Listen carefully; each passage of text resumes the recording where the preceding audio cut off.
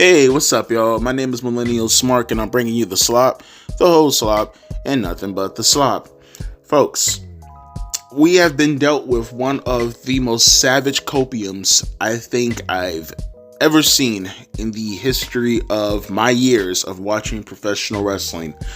I'm gonna leave the link down in the description box for you, and I feel like this gentleman right here, and I'll give you the descriptive of who he is after I read you his asinine fucking takes in regards to what he believes is going to combat John Cena's heel turn.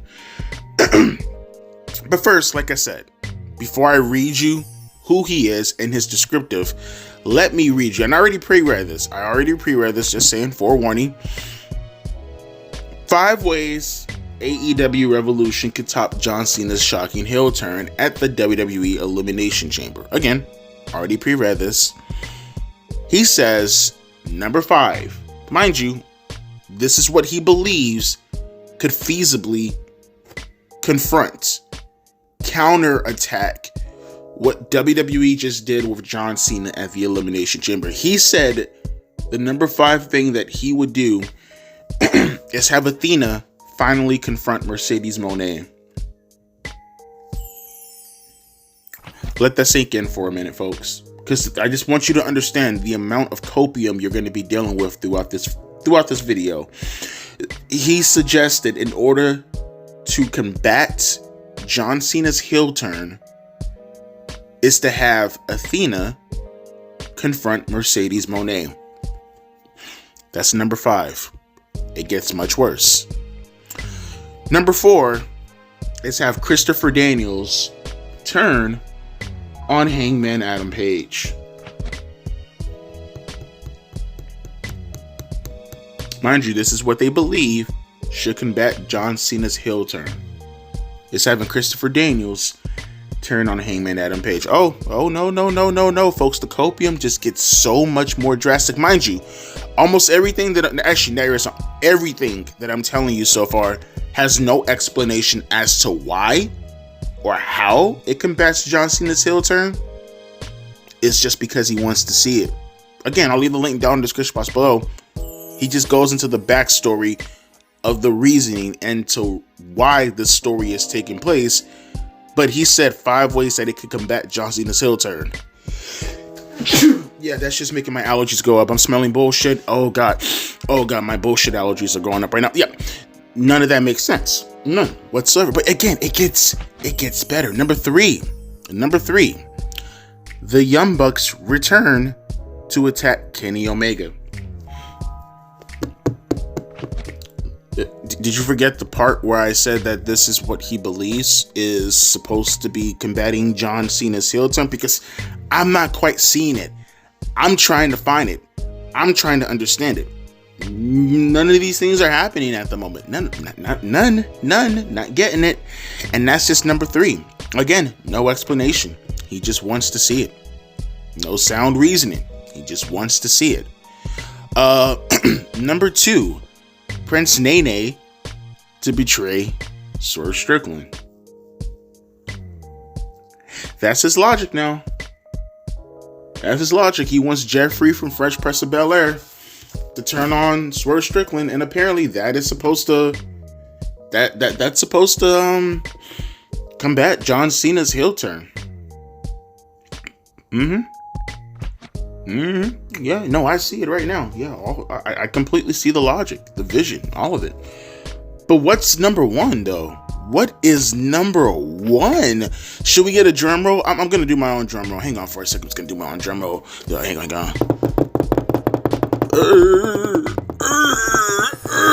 Number 1. The Death Riders turn on Jon Moxley at AEW Revolution. Yep. Why? How? Now, I'm asking for the background of the story that he keeps doing on each excerpt. I'm asking, how the fuck does any of this combat John Cena's heel turn? As you put in the title. That's what you suggested. You suggested, and I quote, 5 ways AEW Revolution could top John Cena's shocking heel turn. You said 5 ways AEW Revolution could top John Cena's heel turn. I'm just going to throw it out there. Athena confronting Mercedes Moné. Christopher Daniels turning on Heyman Adam Page. Just throwing it out there. The Young Bucks turning on Kenny Omega. Prince Nene betraying Swerve Strickland. And the Death Riders turning on Jon Moxley. I'm just going to throw it out there. I don't think any of those things combat John Cena. As a matter of fact, call me crazy, most of the turns that you're suggesting that should occur, if any turn of that magnitude happens, all it does is suggest that you're more or less going out of your way to see the significance of one angle, and now you're going to do the same thing.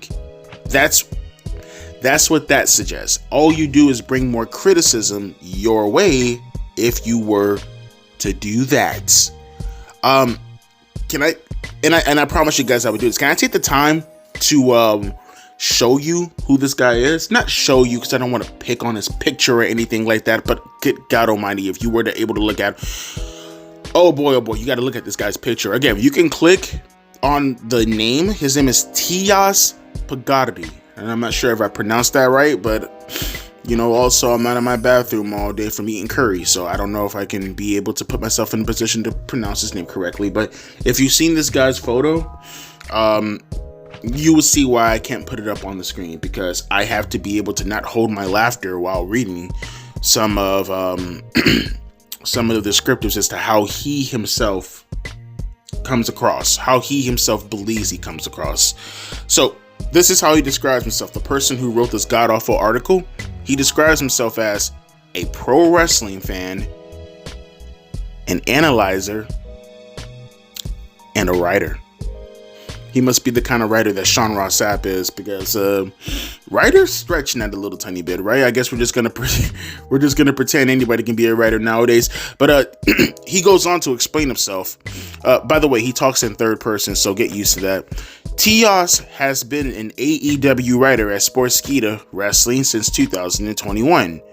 Possessing a degree in food processing technology, it was his brother who introduced him to Sportskeeda, and he has never looked back since. Tias' writing style is analytical and descriptive style. I don't know why he says style is analytical and descriptive style. You already said style, but you're a writer. Mostly sticking to statistics.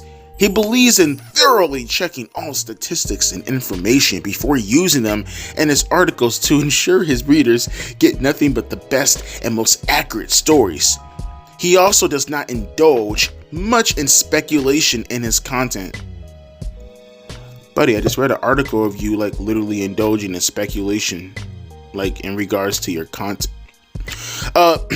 His all-time favorite wrestler is Roman Reigns, for his journey from being one of the most unlikable babyfaces at the start of his career to one of the greatest modern WWE superstars. It's about the only thing that he actually said that's correct. Just objectively, greatest modern WWE superstar. I mean, all that other shit just sounds like some fucking, some manga shit that you covered back in the early 1990s. But sure, whatever.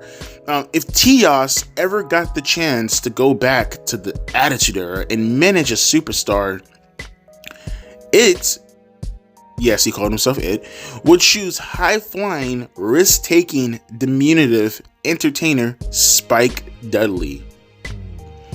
Tias would assure him that he would be involved in long-term storylines, something that he wasn't part of during this time. So I'm not even understanding the logic behind this. So are you managing Spike Dudley as in you're a manager, an advocate, a second? What do you mean? Or do you mean you're going to manage him in real life? Because you're kind of having a conflict of interest. You're saying manage in the sense that, you're going to be a manager for him, or you're going to be a legitimate, an agent, because now you're saying he's going to be involved in long-term storylines. I'm pretty sure having him in the terms of kayfabe, talking to him in the middle of the ring, Spike Dudley? Oh, sorry, no, you're Curry Man, right? Oh, Spike Dudley, we are going to make sure that you have all the look through Storylines indeed were. Yes, sir. Thank you. Come again.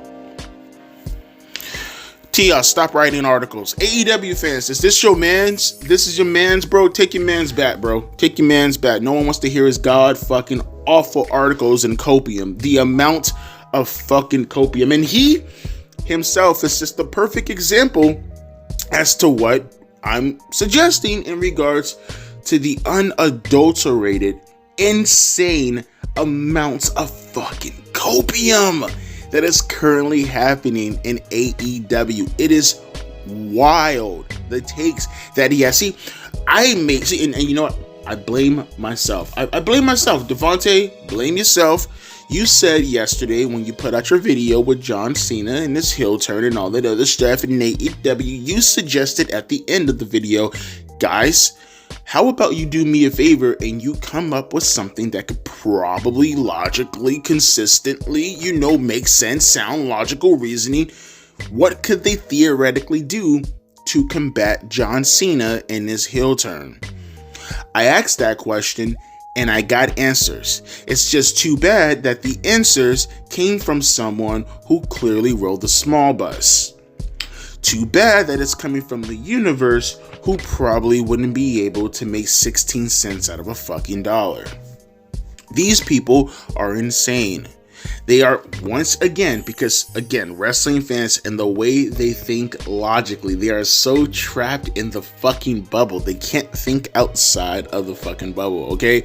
These are the type of motherfuckers that will most likely try to, put one shoe up on a chair just to tie the other shoe type of motherfuckers, right? The type of motherfuckers that have a slipper in their hand and hit a cockroach with their bare hands because they don't want to dirty the bottom of their shoes. These are the type of people that we're talking about right here.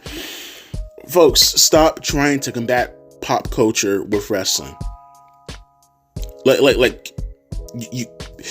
You can't be in the position that you're in right now thinking that your 5-star caliber matches is in itself going to take the spot or take the place of what pop culture is presenting right now.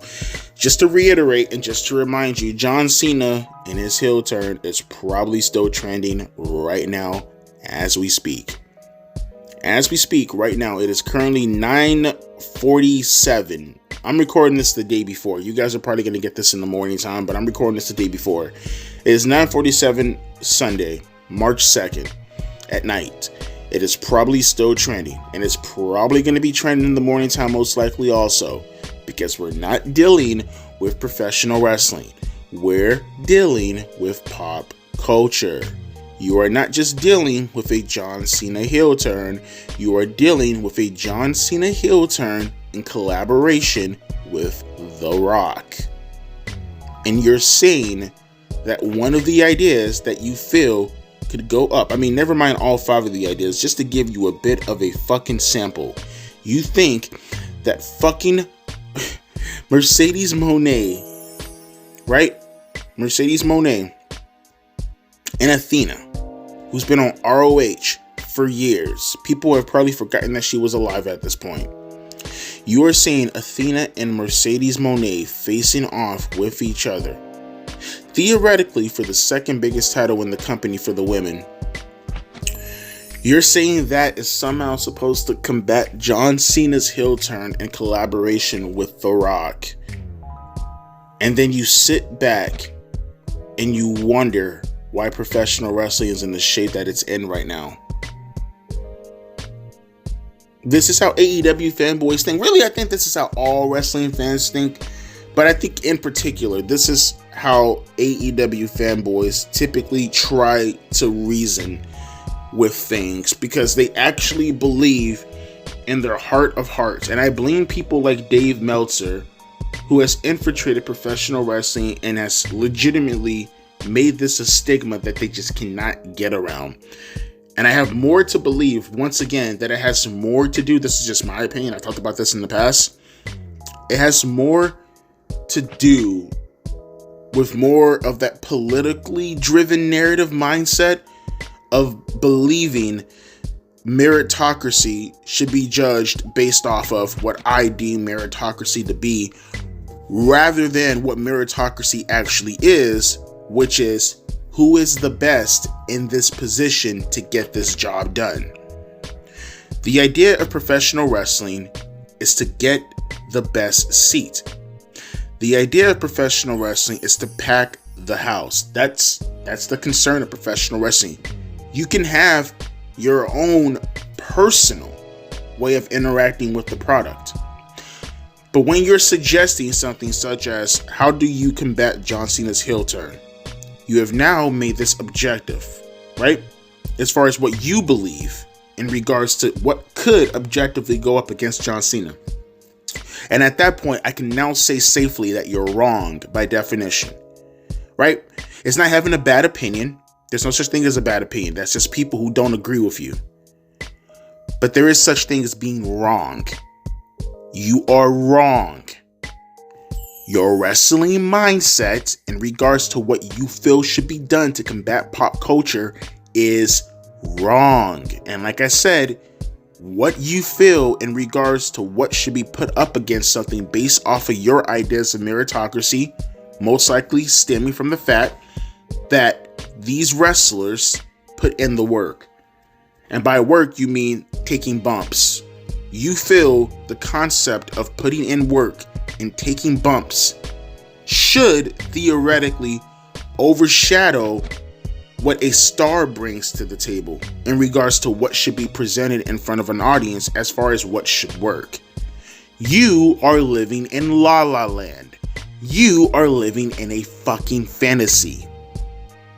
And I'm tired of having this discussion over and over and over again with the people who legitimately believe that this whole underdog narrative type of theme in regards to we should present the guys who aren't John Cena and The Rock and put them on a pedestal should overcome absolute legitimate fucking logical